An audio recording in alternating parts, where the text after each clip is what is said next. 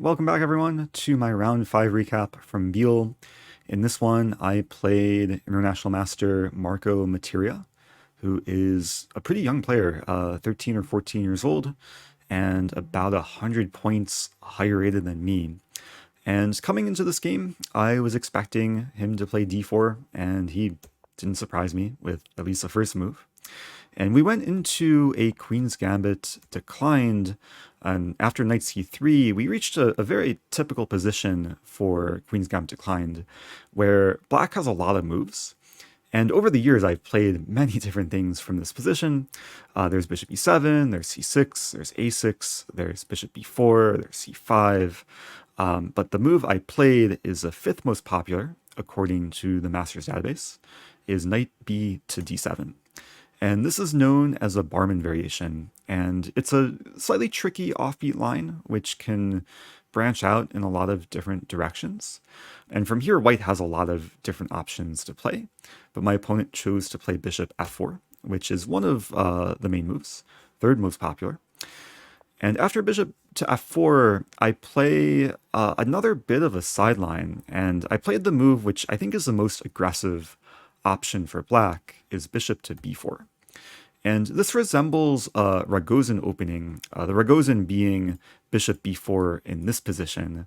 But after I play bishop b4 on move 5, it is basically a Rosen sideline. And there's a lot of ways that white can come under pressure early. In the game, he took on d5, and after I take back, the main move by far is pawn to e3 for white. And I just want to show that if white plays e3, the idea for black is to play knight e4, not only pressuring the pinned knight on c3, but also preparing ideas of g5, and if bishop g3, then later h5 and h4. And it's a really fun opening, and I've put a lot of effort into preparing this line. And before the game, I was reviewing a lot of sharp variations that can emerge from this position. But this didn't happen because after I played pawn takes d5, he took his first kind of extended think of the game, and he played a move which has only been played once before in the master's database. During the game, I thought it was probably a novelty, but it's a very rare move, pawn to g3. And this is not a move that I've studied before, but I think it had an interesting idea of just trying to avoid anything I could have potentially prepared before the game. Let me hide the notation to avoid spoilers. But g3, it is a little bit unusual for this position because very often the light squared bishop develops to d3 or e2, and g3 does not harmonize well with the dark squared bishop. But it's still a way to develop, and of course after bishop g2 and castling, white will have a very safe king. So at this point I'm on my own. I was trying to figure out the best path forward, and I continue with the major idea in the position, knight to e4, pressuring the knight. He plays rook c1, and I did have the urge here to play g5 in the style of lines that I was preparing. But one of the advantages of having the pawn on g3 rather than having committed to pawn e3 is white has a move bishop d2 here. And I think this would just diffuse any sort of pressure I have in the position. The knight is no longer pinned, white's threatening to take, and I've committed to g5, weakening my kingside. So I chose not to go for this, but rather just try and be solid, and I played the move pawn c6.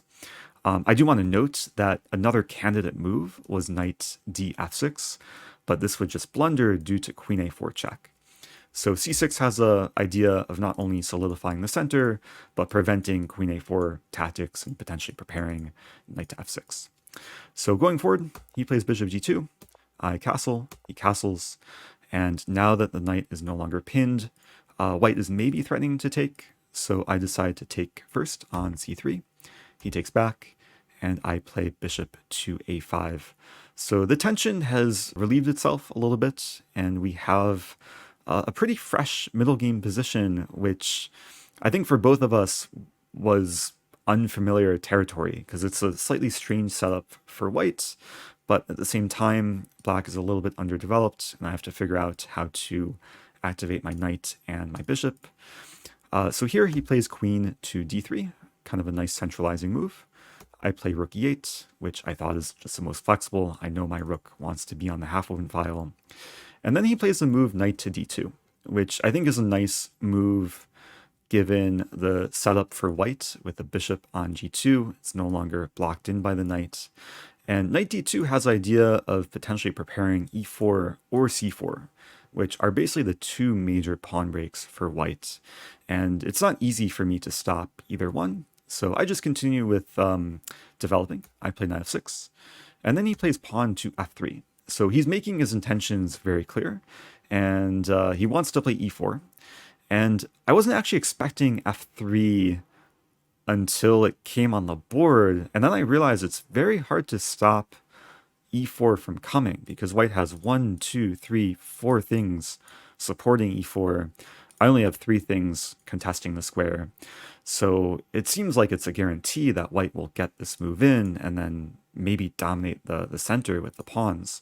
So I took a bit of a think here, and I came up with an interesting idea to try and prevent pawn e4 from happening. I started with knight to h5, and I was trying to make it so e4 is not so attractive for white.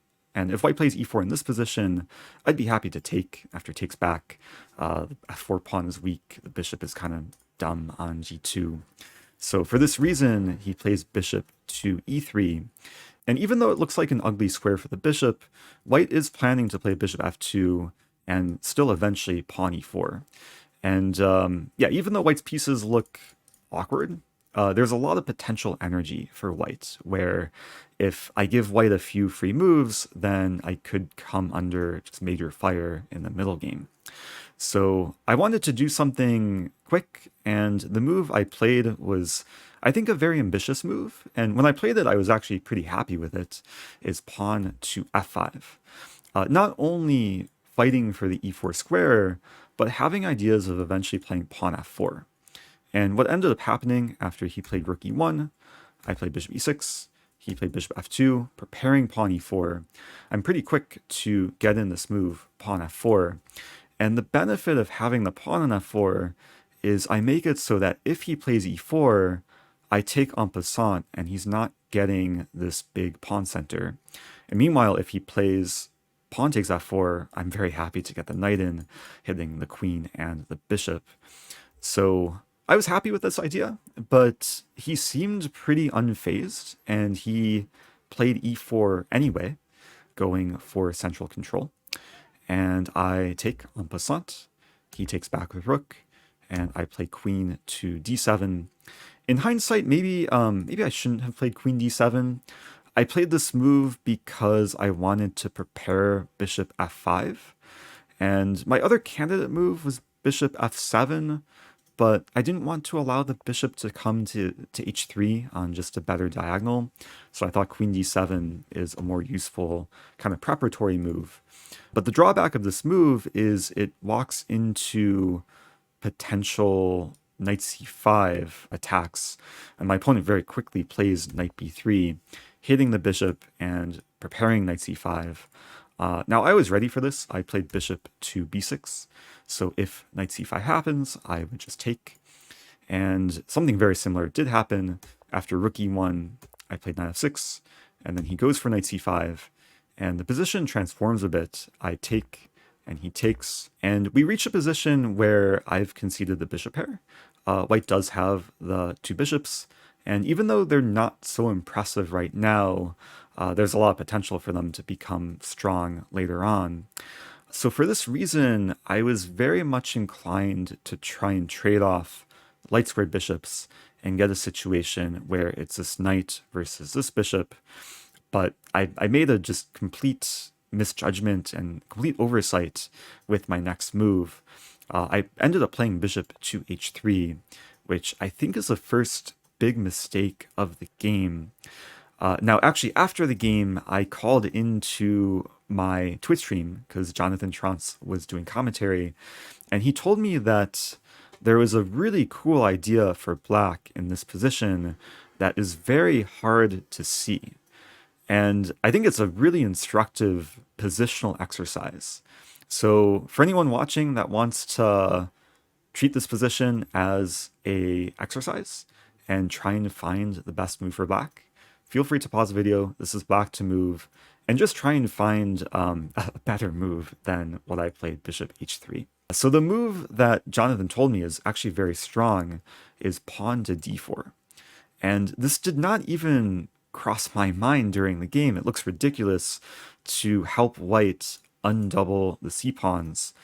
But the point is it's actually a very useful trade, because after, let's say, white takes with the pawn, black can take on a2, and not only is black getting an outside pass a pawn, which can be very useful long-term in the endgame, but black's also cleared the d5 square for the bishop or potentially the knight. And this would actually be a really good positional transformation, because if white is left with these two pawns on the dark squares, then the dark square bishop is not at all a dangerous piece. And now if we compare this to what happened in the game, the d4 square was available for the bishop, and I didn't have the d5 square for my knight. So when I played bishop h3, he found a really strong response, which I overlooked. He took, I took, and he played a move here which has actually been a recurring theme in a lot of my games, and it's a term that I didn't even know how to name until, again, watching Jonathan's commentary. Jonathan calls this a collinear move. And there's been a few examples of this in my previous games, but a collinear move is basically when you move on the same line as an opponent's piece, but you don't take the piece. And in this case, our rooks are staring at each other, and rather than white taking on e8, white plays the move rook e7, stopping one square short of the trade. And rook e7 was what I overlooked when I played bishop h3, and I realized at this moment that black is under serious pressure, given that my 7th rank is very vulnerable. Mainly the b7 pawn is not so easy to defend without making a big concession. So what I did here was take once on e7, and after takes back, I played the move pawn to b6, and this turned out to be another major mistake because I overlooked white's next move, which turns out to be incredibly strong, and my opponent found it relatively quickly, queen to a6. And once this came on the board, I realized that, the position is actually just very bad. Even though it looks like maybe I have some counterplay on the king side, white's kingside setup is incredibly solid. The f3 pawn restricts my knight, and meanwhile, there's just a ton of pressure with my a7 pawn now attacked, not to mention ideas of queen b7 hitting my rook and the g7 pawn as well. And the move I wanted to play here was b takes c5. And I was really trying to make this work in my calculations, but I didn't end up going for it because after queen b7, rook e8, rook takes g7, it just seemed really bad to lose the g7 pawn. Even though maybe this position is still playable, I opted for a different line. I played queen c8, which basically just loses a pawn after takes, takes, and takes. But after b5, I still had hope in trying to survive this position, given that white's pawns are a bit fixed on the c-file, and white can never, at least easily, make a past a pawn, given that my pawn is controlling a4. But the problem with this position for black is white has much superior pieces. The bishop and the rook are going to be so much better than my knight and rook. And for the next many moves, I think it's very instructive, even though it's very painful for the black side. White just keeps improving, starting with bishop d4, and I was essentially forced to just wait around for my inevitable doom. I put my rook on e6, but after g4, there's really no active plan for black in the position. I move my king, white improves the rook, I drop back with the knight, he pins me, I move up with the king, and then he keeps expanding on the king side. And it's a very simple plan for white, given that there's a 3-on-2 majority, and white's plan is just to keep pushing on the king side while I just have to wait. And after king e7, rook a8, I keep waiting, but white keeps making kind of gradual progress. And after king g3, knight c7, rook a7, I'm still very much tied down. I played rook e7, and after he played f4, we passed move 40. This is move 41. And I took a long time here trying to just see if there's any last chance in the position. But I think at this point, it's just pretty hopeless. And after maybe 20 to 30 minutes of thinking, I played the move pawn to g6, and my opponent just basically bulldozed me on the king side. He played pawn f5. After takes, king e8. My one last trick in the position was praying for king f4, which at first looks like a natural move, but this would actually just plunder away the game because there's knight e6 and I would win the rook. But my opponent was tactically alert. He did not play king f4.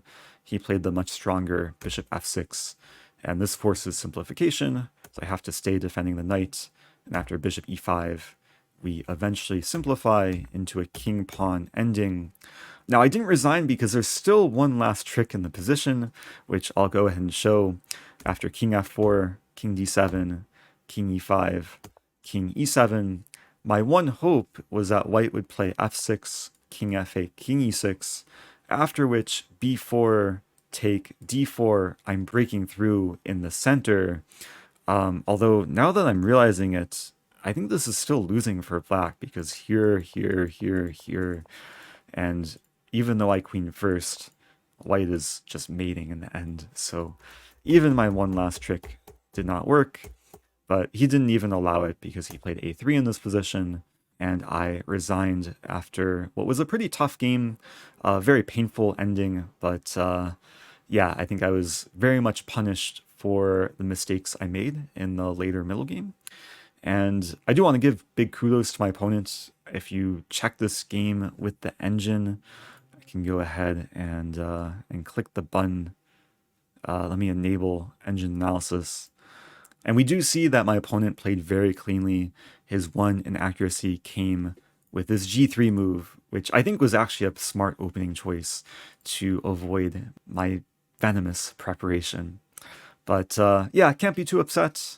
Gotta take the lesson as it comes. And tomorrow is a rest day, so there's not going to be a classical game tomorrow. But there will be a Blitz tournament, and I do plan to film all my games from the Blitz, so stay tuned for some Blitz content. I probably won't have time to post any Blitz videos until after the tournament. But the next classical game will be 2 p.m. on Sunday, 2 p.m. Biel time. So do stay tuned. There are 5 more rounds. I'm 2.5 out of 5, so hopefully I can get back on a plus score. And also stay tuned for live commentary with Jonathan Trantz on my Twitch channel, twitch.tv/IM Rosen. And also stay tuned for more recaps. I'll see you guys soon.